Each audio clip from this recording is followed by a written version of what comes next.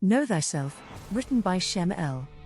If you would ask me what to study, I would say, yourselves, and when you will have studied them, and then would ask me what to study next, I would reply, yourselves.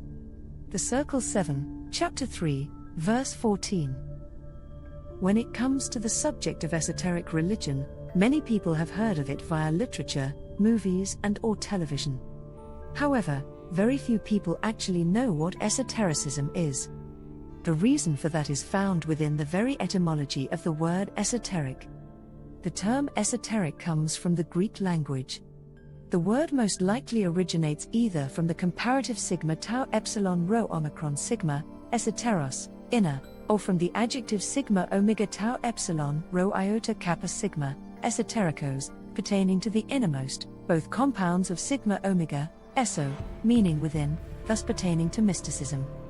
Mysticism is simply the system which one uses to acquire the knowledge of their higher self and lower self, as described in my book entitled, What is the Higher Self? This fact is expounded upon in the 3rd chapter of the Holy Quran of the Moorish Science Temple of America. In verses 21 and 22 of this chapter, it states, in his dialogue entitled Alcibiades, circa 390 BC, Plato employs the phrase ta eso, which means the inner things. In the dialogue entitled Theaetetus, circa 360 BC, he employs the expression ta exo, which means the outside things. This is where you get the antonym exoteric. Most likely, the first appearance of the Greek adjective esoterikos was in Lucian of Samosata's The Auction of Lives, section 26, written around AD 166. The English word esoteric first appeared in the 1660 writing entitled History of Philosophy by Thomas Stanley, in his description of the mystery school of Pythagoras.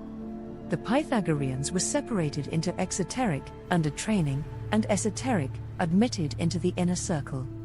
Of course, it was later explained, in the book Stolen Legacy by George G.M. James, that the Greeks obtained their philosophy from the mystery systems of ancient Kemet, Egypt. In fact, the very phrase know thyself comes from the proverbs of the Kemetic sage Ptahhotep, circa 2200 BCE. Our relation to ancient Kemet is explained in the Moorish Holy Quran chapter entitled Egypt, the capital empire of the Dominion of Africa. All major religions have an esoteric side to them. For example, Kabbalism is the esoteric teachings in Judaism, Gnosticism is the esoteric teachings in Christianity, and Sufism is the esoteric teachings in Islam. Even in the Moorish Science Temple of America, there are public meetings and adept meetings as mentioned in the additional bylaws for the MSTA. This is due to the fact that there is an adept chamber of the Moorish Science Temple of America, AC of the MST of A. The etymology of the term adept comes from Latin word adeptus meaning having reached, attained, past participle of adipicai meaning to come up with, arrive at, figuratively to attain to, acquire, from add to, see add, plus apicai grasp, attain. Adepts are those who have attained true understanding, which is the gnosis of the ought and the naught, i.e. the higher self and the lower self. It is important to note that esoteric knowledge was never taught to the masses by our true and divine prophets. This knowledge was always taught to a select and worthy few, i.e. the initiated ones, in the form of sacred orders. Examples of these orders are the Essenes, Nazarenes, Nazarites, Zadokites, Magi, as well as various Sufi orders.